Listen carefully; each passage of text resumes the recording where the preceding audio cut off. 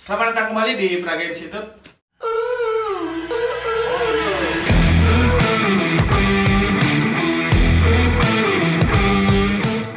Jadi teman-teman, kali ini saya mendatangkan salah satu tokoh penting di Bali. Kenapa bisa kan? Jadi salah satu tokoh penting mahasiswa di Udayana, dan mungkin langsung saja diperkenalkan namanya, dari mana, dan sebagai apa. Sebagai pimpinan. Iya. Mungkin sebenarnya biar diberkati Tuhan juga. Om Swastiastu. Swastiastu. Kalau dikatakan tokoh penting sih bukan sebenarnya. Saya lebih ke tokoh, bukan tokoh sih, orang biasa sebenarnya. Kalau saya sih perkenalkan dulu, nama saya Agus Padma, seorang mahasiswa jurusan sastra Inggris di Fakultas Ilmu Budaya. Nah, bisa dikatakan juga saya sebagai pengurus di FMAD Unut. Pengurus di FMAD. Pengurus apa pucuk pimpinan? Ya, bisa dikatakan seperti itu. Ya. Jadi intinya di sini kan sama lah. Iya. Belajar benar-benar. Memang kalau sudah jadi pucuk pimpinan memang kita harus bijak. Iya, semua orang. Ini teman, kawan sejawat diskusi dari Unut, dan juga kebetulan sekarang sedang menjabat di FMAD Unut sampai bulan depan. Oh iya, bulan depan. Demisioner akhir Agustus. Nah, ya semoga lancar acaranya. Setungkare kan nanti bisa dibagi ilmunya kan untuk mencapai mimpi. Mencapai apa? Mimpi untuk menjadi pucuk. Pucuk apa? Jadi kawan-kawan, di sini kita akan berbagi perspektif dengan seorang mahasiswa yang dimana membagi waktunya, dimana dia menjadi mahasiswa dan juga sebagai pelaku organisator. Nah, gimana nih Bli? Biasanya kan mungkin kita ketahui bahwa walaupun tidak semuanya, masih banyak mahasiswa yang bahasanya tuh kuliah pulang. Bahkan sangat acuh dengan hal-hal yang bersifat organisasi. Tapi banyak juga yang tidak mengetahui bahwa dengan kita ikut berorganisasi, di sana kita mendapatkan teman, mendapatkan pengalaman, mendapatkan segala hal yang mungkin tidak kita dapatkan kalau kita hanya menjadi mahasiswa yang kuliah pulang tuh. Nah, gimana sih membagi waktu tuh? Dan apa aja organisasi yang pernah diikuti kan biar teman-teman tahu. Kalau mengenai apa ya, tadi kan menyinggung ke kupu-kupu ataupun kuliah pulang gitu kan. Sebenarnya sih dari aku sendiri, aku bukan tipe orang yang senang berorganisasi ataupun organisator gitu. Nah, dulu pun SMP, SMA tuh aku nggak ikut OSIS ataupun kegiatan berorganisasi itu, mungkin hanya di Banjar STT, dan itu pun tidak terlalu aktif. Nah, di pas SMA tuh hanya ikut sekolah yayasan. Nah, di sanalah sebenarnya aku banyak dapat ilmu nih, khususnya dari penglingsir di sana. Nah, ketika masuk dunia perkuliahan, nah disinilah mulai berubah semuanya. Dari awalnya aku lumayan apatis tuh terhadap kegiatan organisasi, tidak mau menyikapi setiap permasalahan ataupun isu-isu yang ada. Nah, terutama organisasi yang sangat merubah aku itu adalah FMAD Unut. Nah, FMAD Unut ini singkatan dari Forum Persaudaraan Mahasiswa Hindu Dharma Universitas Udayana gitu. Aku berkembang di sana dari menjadi anggota aktif sampai saat ini dipercaya menjadi. Awal tahun berapa awal masuk FMAD? Awal masuk FMAD itu ketika jadi mahasiswa baru. Langsung masuk. Nah, itu ada masa panayana kan, setelah itu ada tahapan kaderisasinya, namanya DPA. Nah, di DPA inilah kan lumayan banyak ada pemberi materi, mau beli ya gitu, dan di sanalah aku mulai mendapat kepercayaan diri lah. Ketika aku awalnya tidak berani angkat tangan, mau belinya ngajarin aku setiap kesempatan coba saja, karena itu kan pembelajaran untuk kita juga, walaupun kita salah ya coba aja dulu kan gitu. Karena dari sanalah mulai aku berkembang ikut organisasi. Nah, ketika menjadi anggota aktif di DPA ini, aku sih emang orangnya gampang bergaul ya kan, humoris sama teman-teman juga, ramah gitu kan. Bukannya sombong sih, dekat gitu sama teman-teman. Akhirnya di jurusan itu ikut aku jurusan himpunan sastra Inggris. Aku juga nggak tahu tiba-tiba aku ternyata lulus gitu. Keaktifanku di himpunan juga nggak terlalu, karena program juga nggak terlalu di himpunan. Di FMAD masih berjalan nih sebagai anggota aktif sampai berjalan lah. Organisasi lain sih kayak ada namanya UKM Bidik Misi. Kebetulan teman saya juga ada ikut di Bidik Misi juga. Waktu itu ada pimpinan di UKM Bidik Misi itu juga anak di dari FMAD, dia jadi itu kita diajak lah gitu bergabung. Nah ketika aku ini sekarang di tahun 2018 kan ada pemilihan baru tuh, koordinatornya ada BK gitu. Aku dipercaya menjadi kabir gitu dulu. Ya.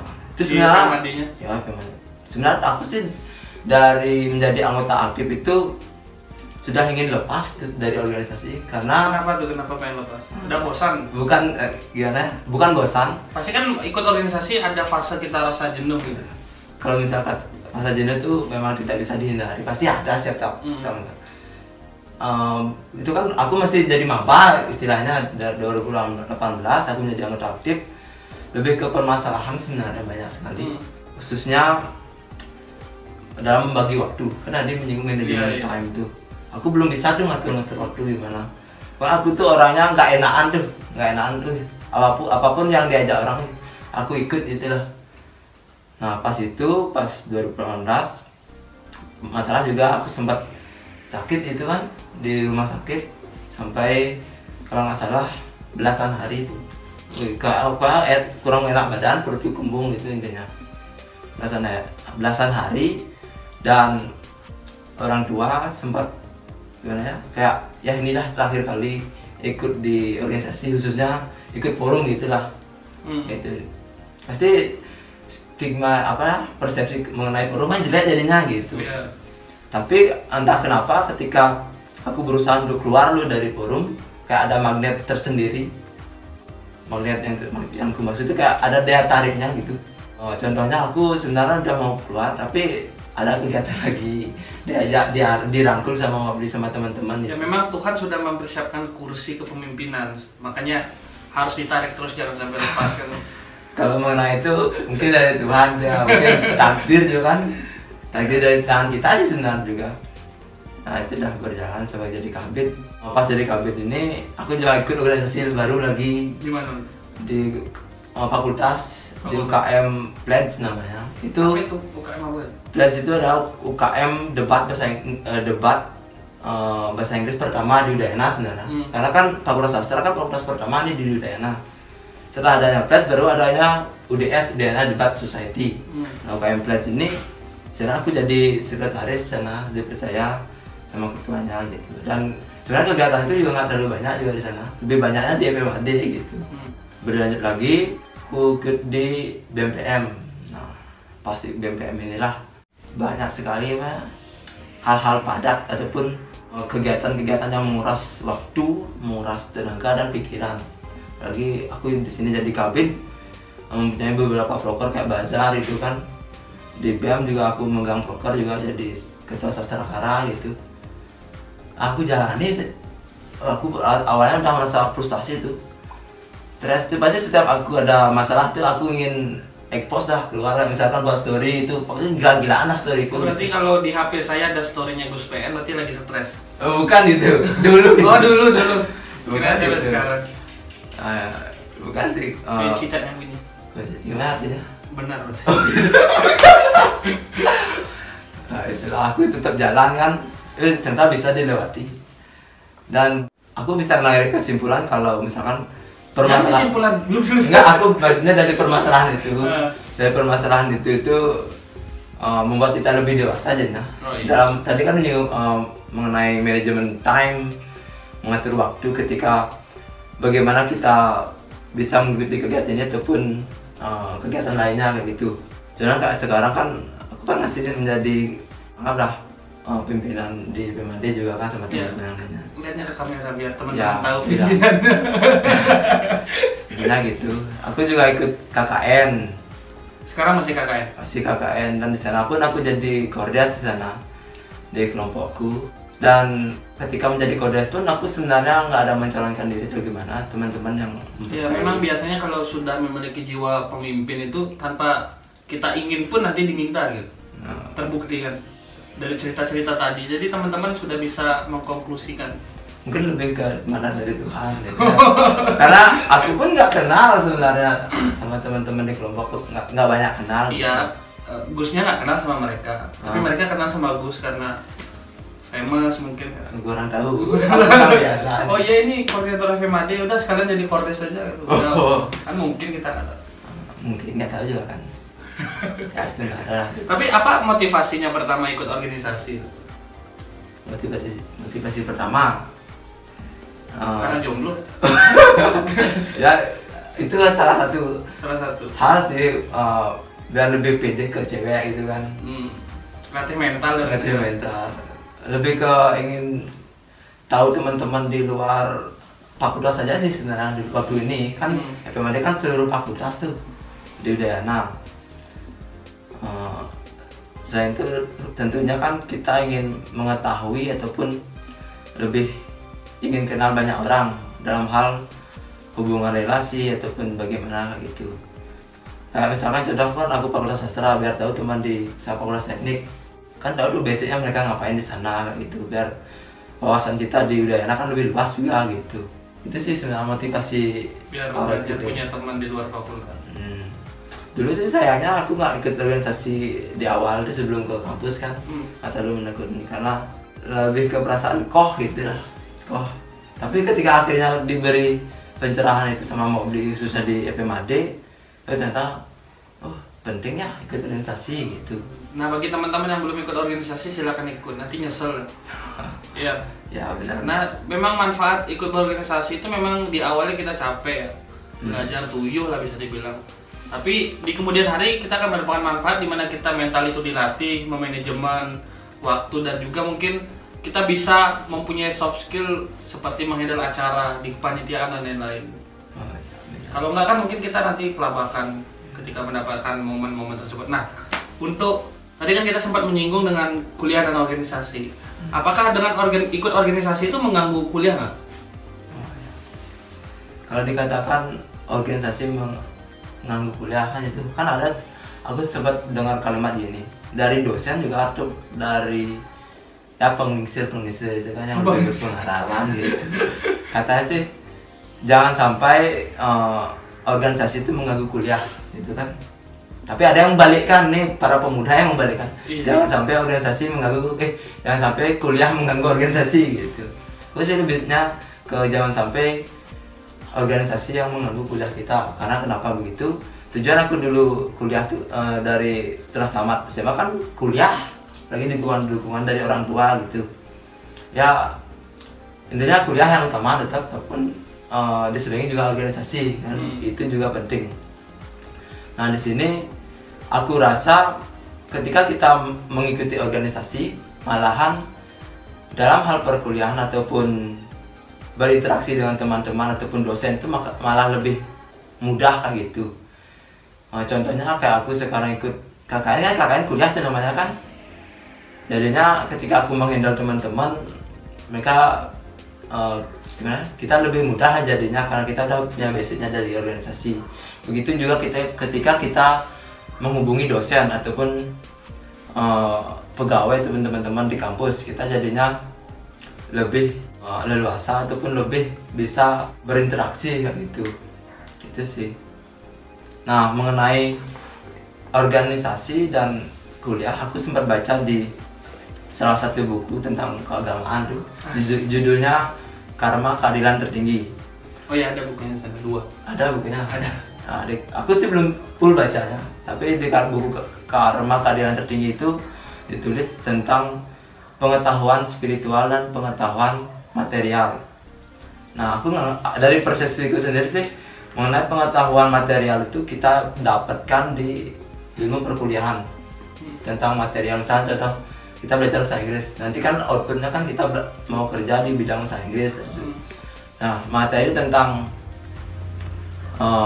spiritualnya aku merasa dapat di organisasi, contohnya kan di FMAD kan tentang agama gitu. Aku bisa lebih mentekuni ajaran-ajaran ataupun etika berperilaku lebih baik lagi kayak gitu. Kalau dia sebelumnya nggak berperilaku lebih baik. Oh, berperilaku tetap. Itu kan lebih. Iya. Ya biar nggak salah tafsir menurut. Maksudnya lebih baik gitu. Lebih baik lagi. Gitu.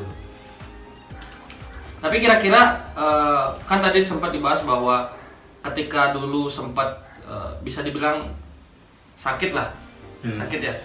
Orang tua sempat melarang tuh. Nah, gimana caranya meyakinkan kepada orang tua bahwa organisasi itu memang penting?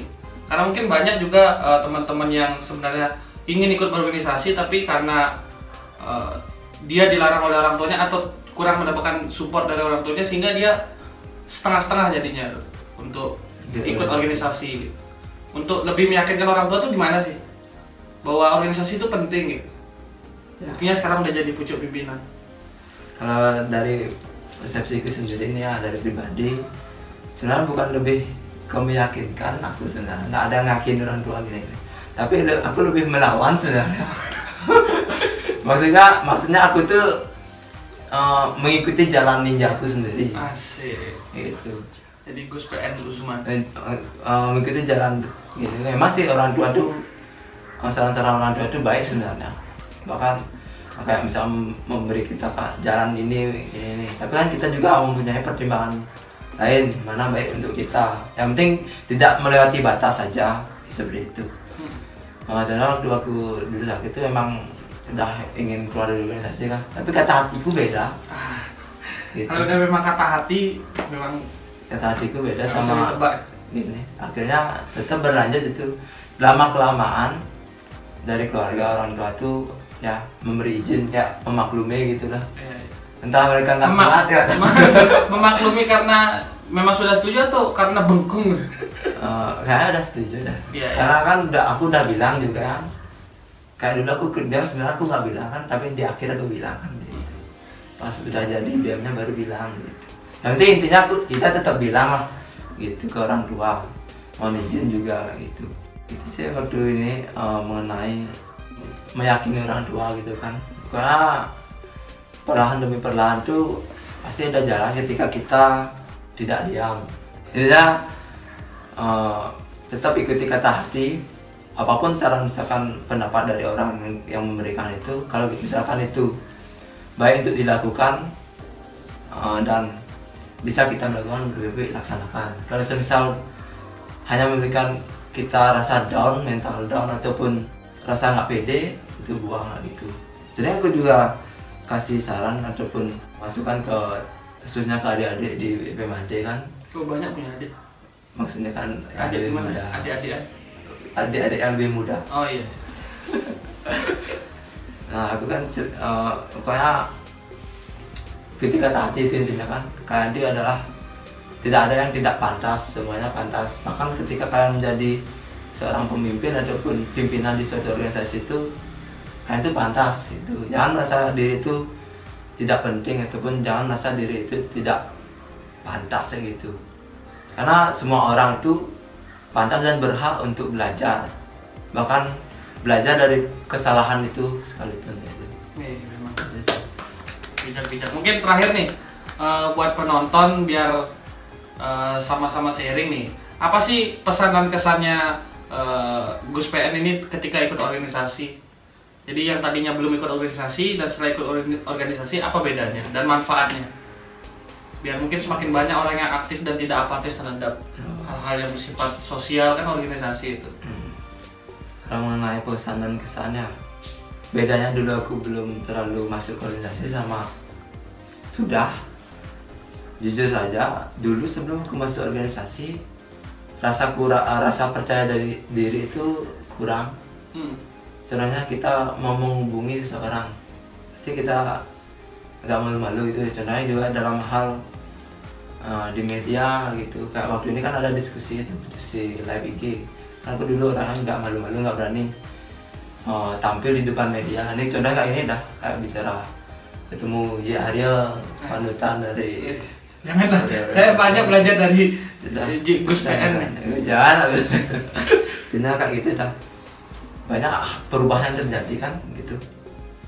Dari awalnya kita kayak bebek gitu kan, misalkan beranilah menjadi jalan elang itu, walaupun tidak merdu sekali bahasanya. Ya aku masih belajar ya. dari Pak JR aku belajar juga. Belajar ketika kita walaupun sendiri ataupun sedikit, tapi kita bisa memberikan hal yang baik daripada berbanyak tapi hanya ikut-ikutan dan bisa memberikan perubahan. Gitu sih. Intinya teman-teman yang misalkan nih saya baru tamat SMA misalkan, coba aja dulu ketika memang ada keinginan untuk masuk organisasi, kita belajar di sana. Entah apapun yang terjadi, kalaupun itu sebuah kesalahan ataupun merasa gagal, jangan terlalu dipikirkan. Jangan berkecil hati. Jangan berkecil hati, karena apalagi kita mahasiswa kan berhak untuk salah juga kan. Masih fase belajar, mencoba gitu. Nah beda halnya ketika kita udah misalkan udah jadi pejabat di negara. Ya nantilah Gus calon. Beda, nggak tahu juga kan.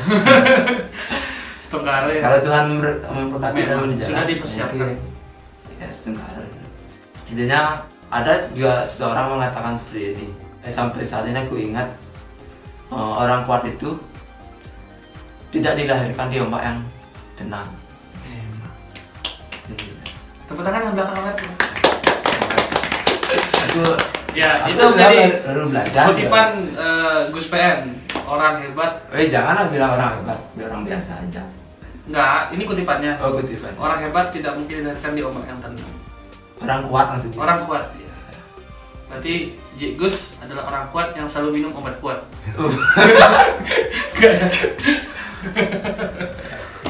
Ya mungkin biar backsound jangkrik dia.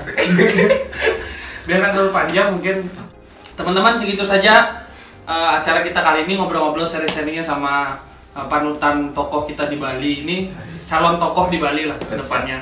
Dan juga semoga sharing-sharing kita di video kali ini bermanfaat buat kalian yang masih bingung mungkin kuliah atau tidak, atau ikut organisasi atau tidak. Tapi tadi disarankan oleh Gus ini biar kalian harus berani mencoba, karena selagi menjadi mahasiswa, selagi masih muda, tidak ada salahnya kalian untuk merasa gagal atau salah. Dan di sana kalian akan mampu mencari jati diri yang mungkin pas untuk kalian gitu. Jangan takut untuk mencoba selagi masih muda. Tadi kutipannya sangat baik, jadi kata Gus ini tolong di hashtag. apa aku bilang? Orang kuat tidak itu sebenarnya dari seseorang, tapi aku menyampaikan anonim, strip Gus PN. Bebas. Orang kuat tidak dilahirkan di ombak yang tenang.